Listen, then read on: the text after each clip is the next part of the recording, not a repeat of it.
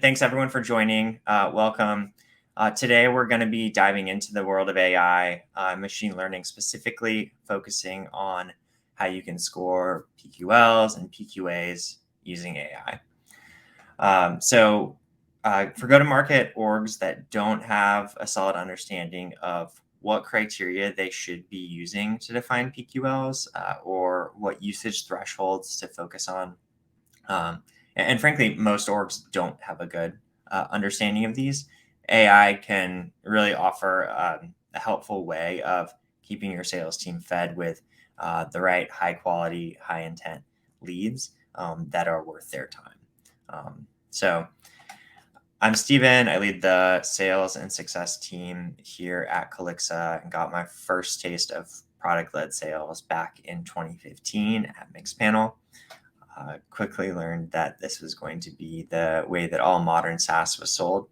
And before Calixa, I was actually working at another AI ML company called Sift that was using AI to detect fraud with online retailers and marketplaces. So after spending a lot of time focusing on how AI machine learning can be used to detect bad actors, people that are committing fraud on websites and marketplaces, it was super evident that those same principles and techniques could also be used to identify good actors, so top targets for sales or marketing teams. So before we dig into the content, we're going to kick things off with a poll. And so first question is just going to be, are you currently scoring PQLs at your company?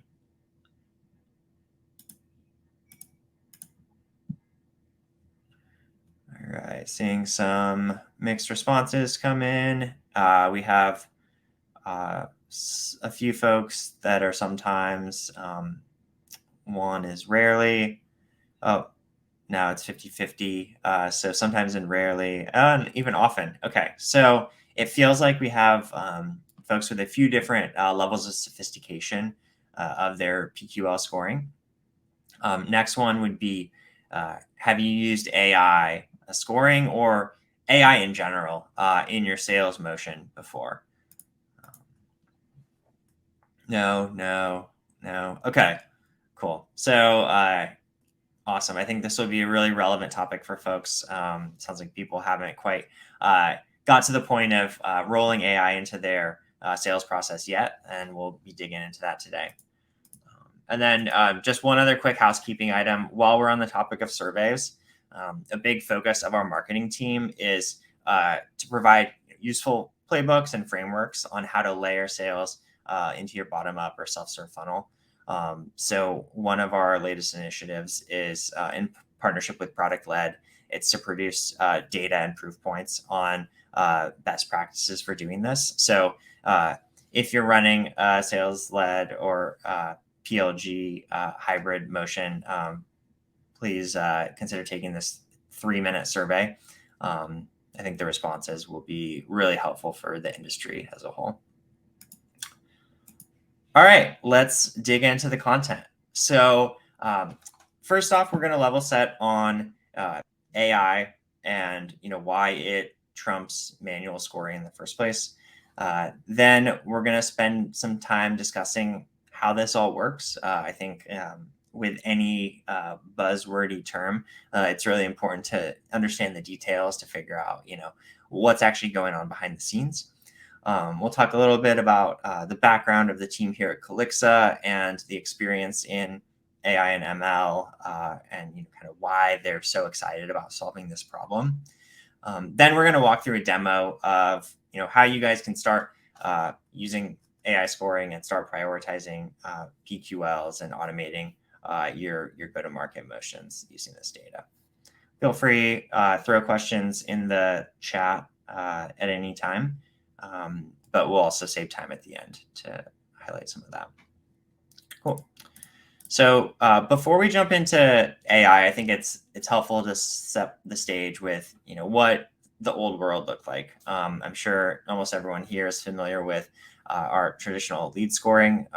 Marketers attempt at quantifying how engaged people are either with your website or the content that you're putting out. So this would include, scores or weightings based on how many times the page was viewed or piece of content was downloaded. It was helpful, kind of in the early days of quantifying the demand gen process, but it ultimately left a lot of gaps, especially for product-led companies. So there's this emergence of the PQL, which really combines your product intent data with are they the right customer profile in your ICP, and then also are they getting value from the product. But the tricky thing is here, trying to identify what that intersection of these three areas is actually really difficult, especially if a human is the one that's kind of defining those criteria. What's something that AI and machines are good at that humans typically struggle with is kind of sifting through large sets of data to accurately predict trends and forecast based on the data that's available. So we'll get into kind of what AI is and why we think it's a good thing to apply to these go-to-market motions. First being, like, manual scoring methods don't work. So right now, the goal of AI scoring is not new, right? We're not trying to do anything differently than what old scoring methods attempted to do. We want to produce an output that can be used to give the sales team high quality, prioritized leads that they should focus their time and effort on. But some challenges with doing this the old way was, like guesswork. It relies on intuition. Human intuition is typically siloed with a few people in the organization. They're generally the folks that have been around the longest, have the most intimate product or marketing knowledge. And that's risky when you think about what happens if those people leave the organization, and now you have no way of understanding like who's actually engaging and who should be qualified to use your product. Second off, these criteria require maintenance. So someone needs to own the process of reviewing and updating the criteria on a regular basis. And what we've seen is anytime someone has to be assigned to do that, it typically can fall by the wayside. So these PQL definitions that were once fresh and accurate now can be 6 months old, and the product has changed, your marketing message has changed, and a lot of the time you're missing a lot of highly qualified leads. And ultimately, like this is a waste of time for an employee that has a million other pressing things on their plate. So a few areas where AI is superior, speed being one. So researching PQL criteria and thresholds can take time. And oftentimes these are the high-paid data scientists that are doing that research, but AI removes this bottleneck, right? It's really designed to sift through large data sets and find trends and thresholds and key signals. Two is accuracy. So machines know best. There's going to be a lot of signals in any PLG environment where the user journey can be dynamic. Certain features matter more than others. A human's not going to be able to really understand the nuances of all of those different variations of the human journey, of the user journey, like an AI would. And then finally, always learning. So maintenance is a huge pain point with anything that's owned or managed by humans. So AI models automatically get feedback based on downstream actions or statuses. So a deal closes, a meeting is booked, a cadence is responded to. Those actions are designed to automatically train and update the model so that you never have to worry about using stale or old data. All right. And then, ultimately, like, you want to focus on letting your sellers do what they do best, right? So computers are good at patterns and sorting through data. Humans are great at taking that and taking the the top leads or accounts that they should be focusing their time on and building relationships with them.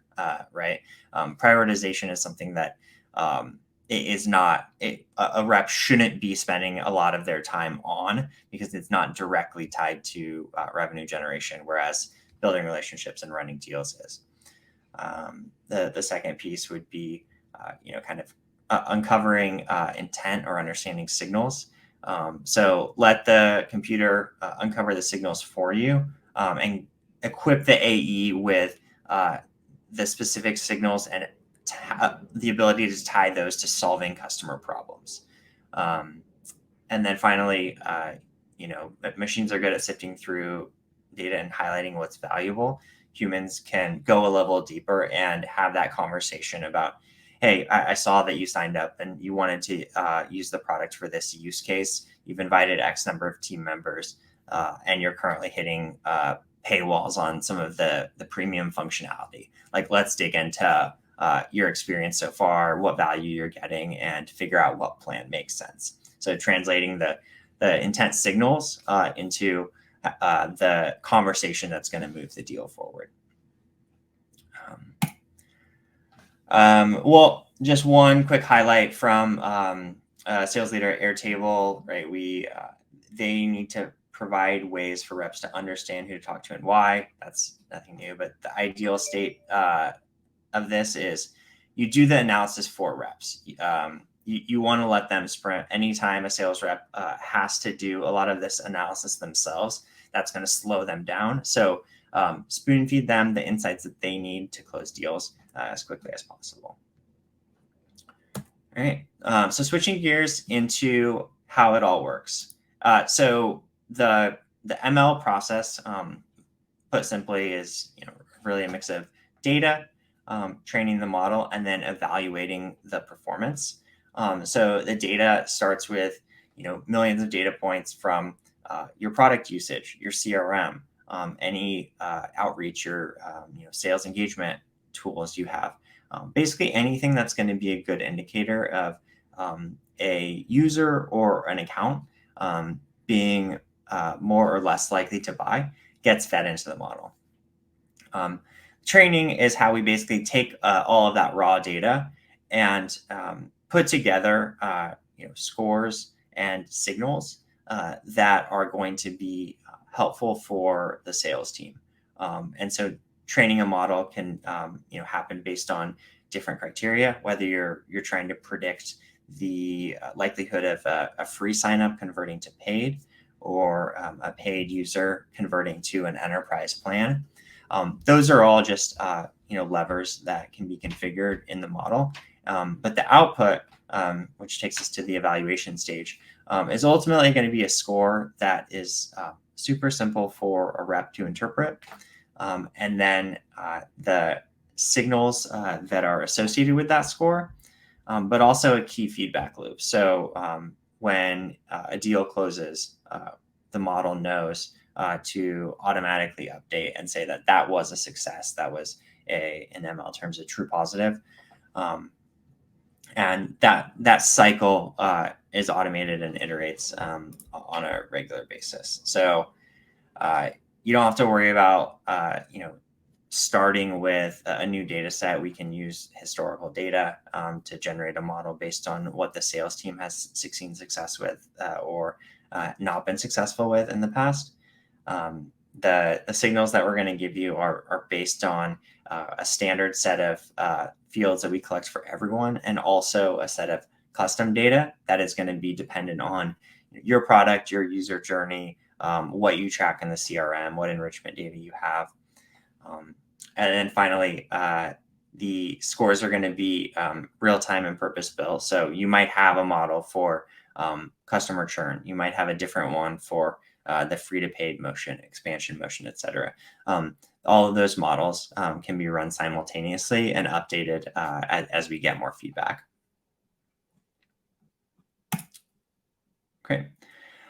So switching gears into the team, I think this is one thing that's really exciting, especially given that AI has been pretty hyped up in the last few months. When you think about what it takes to build an AI company, it's oftentimes the people that have done it in the past that are more likely to have success in the future.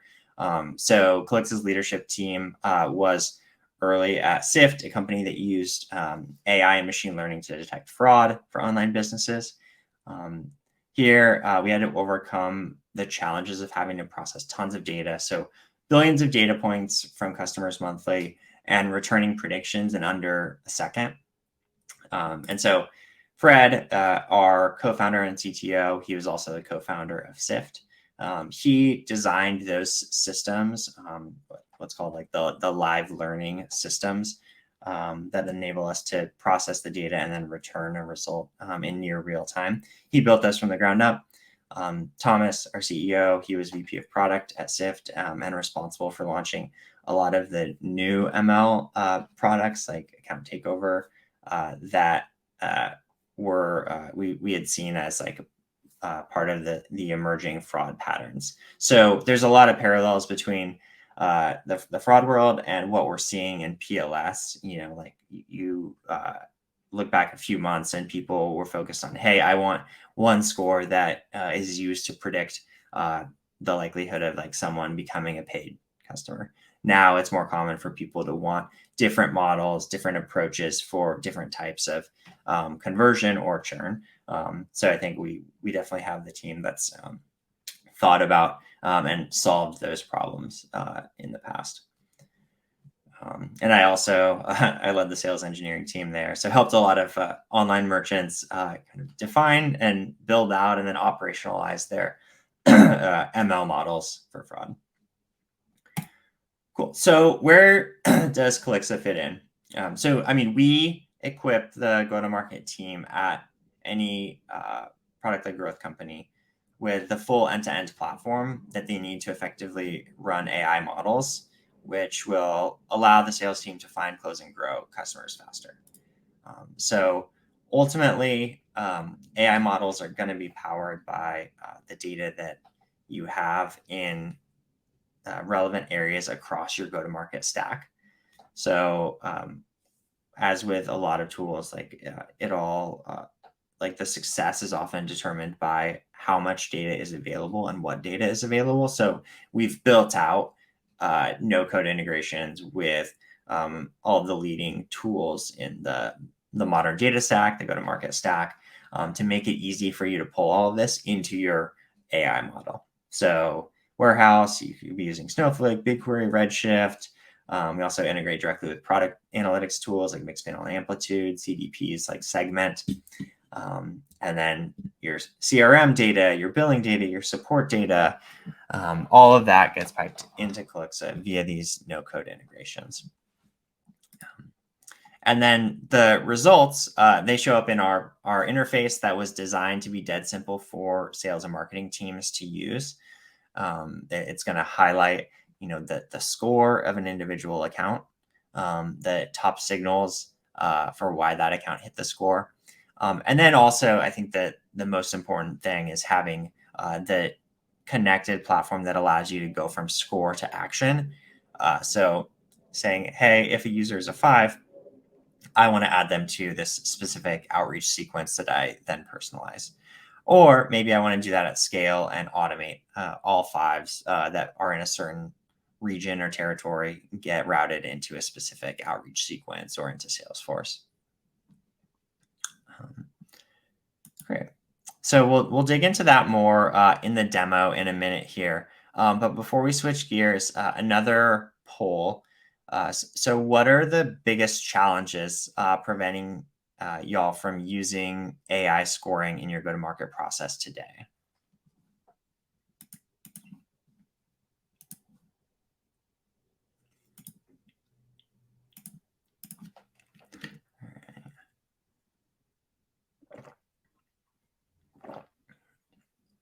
All right, so it seems like lack of expertise for implementation is a big one. A few folks say getting executive buy-in. Okay. I mean, one thing to call out, we definitely hear that the lack of expertise is a concern for a lot of folks. We we try to take the majority of the heavy lifting off of your plate. So really all we need is the data source is connected. And then from there, we're able to essentially build the model, produce the scores, and equip your sales team without having to rely on any internal expertise. Awesome. Great questions. So we're going to switch gears into the demo. It'll be, kind of a quick run through of how you can find product qualified accounts based on that ML score, get the context you need to reach out and have an informed conversation, and then take action. And so let me go ahead and switch my screen share here.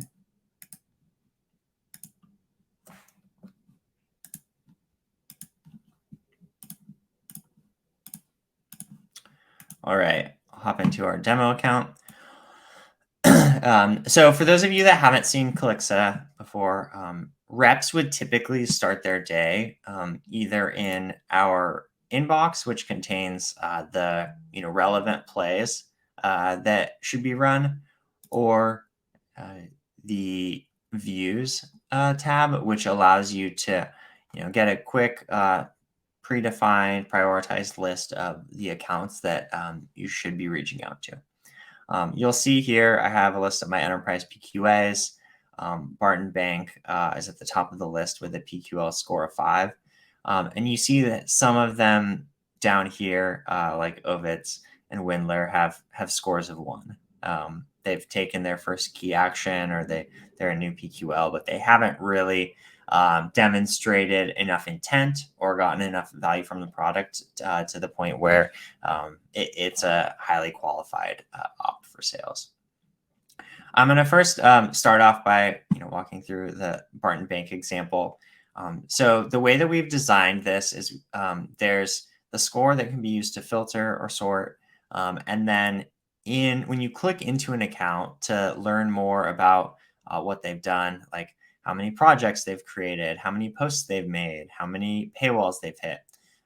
You'll also be able to see what the ML model thinks about that data. So in this case, we see that their score is 5, and then we see the top 5 reasons why that's the case. This list will expand if there are more reasons that are relevant, but you can see number of daily active users, number of lists created, number of amount of storage used. And then each of these is going to have an impact rating based on how high, how much that has influenced the model. You'll notice here that we also have the ability for reps to provide feedback. One thing we've heard time and time again is, the first version of an ML product definitely can do a better job of leveraging the anecdotal learnings of the sales team. So we want to make sure that a sales team does have the ability to say, hey, this is a 5. Actually, I don't think this is a good op.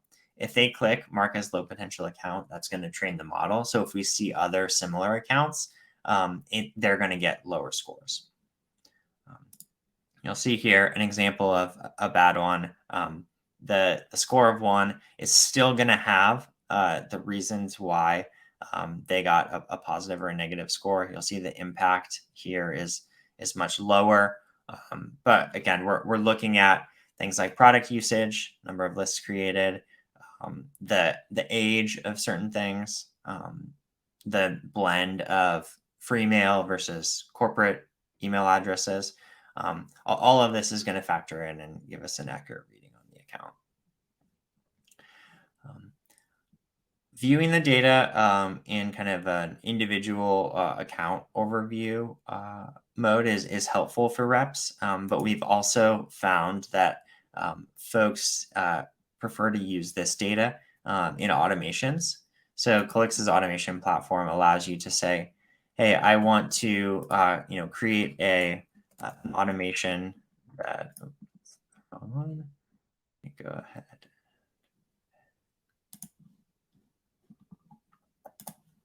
Here we go. So we could say, I want to choose accounts that have a PQL score of greater than, let's do greater than 3, And I can use this criteria to say every time that happens, I want to either create an opportunity, create a task, or push them into as a lead or into an outreach sequence. So these are just a few ways that you can leverage the PQL scoring, the AI scoring, to ensure that your operations are running smoothly.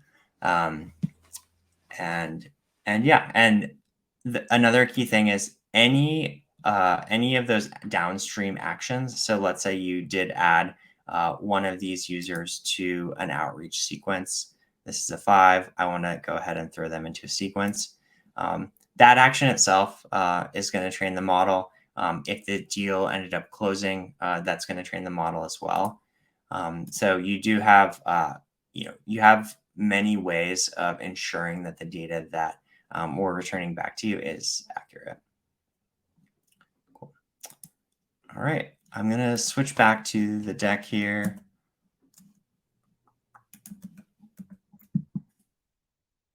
And just open it up to questions.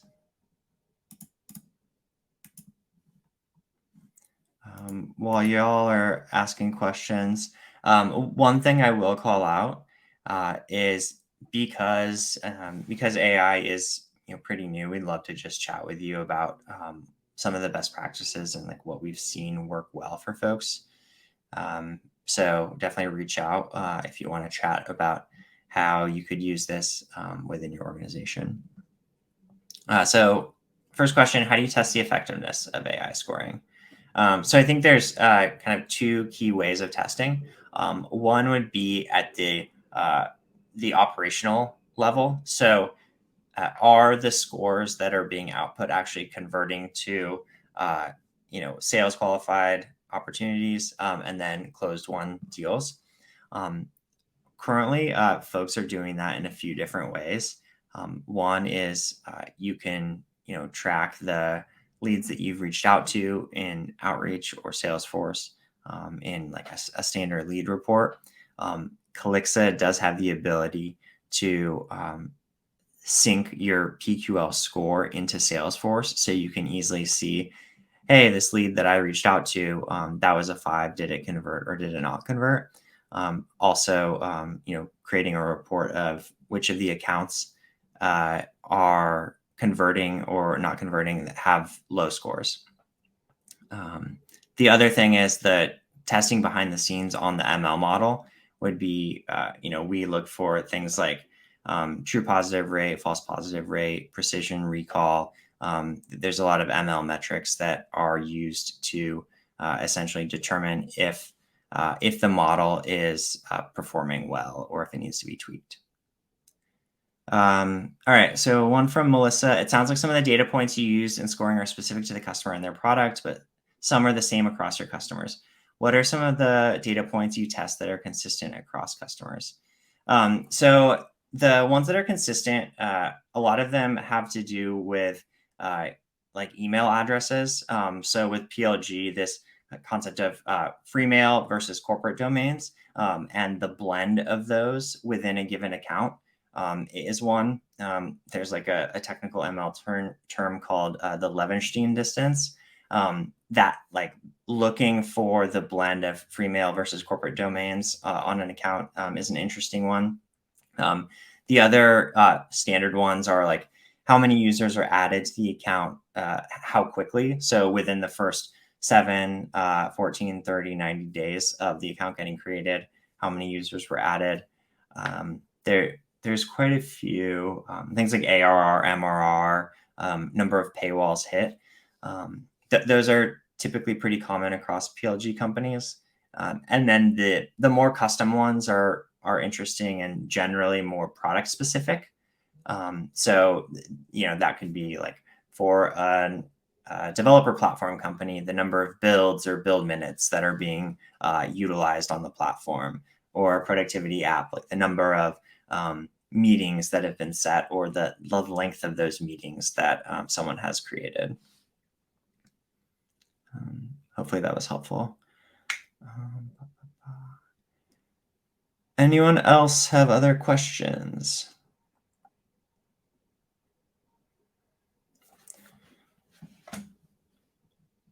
When should a team think about leveraging AI scoring into their sales process? So I think one of the key ways of figuring out if it's the right time is to think about the volume of leads that are coming in. If you feel like you're challenged with trying to ensure that sales is uh, getting fed with enough high quality leads and also not wasting time on leads that are ultimately not converting. If there's a bottleneck there, it's generally a good time to think about incorporating AI into the prioritization process. Because ultimately, I mean, the outcome or the output of this is you give the team more high quality leads that are more likely to convert, and reducing the time that it takes them to manually sift through a lot of the noise. That's a big time suck for a lot of folks.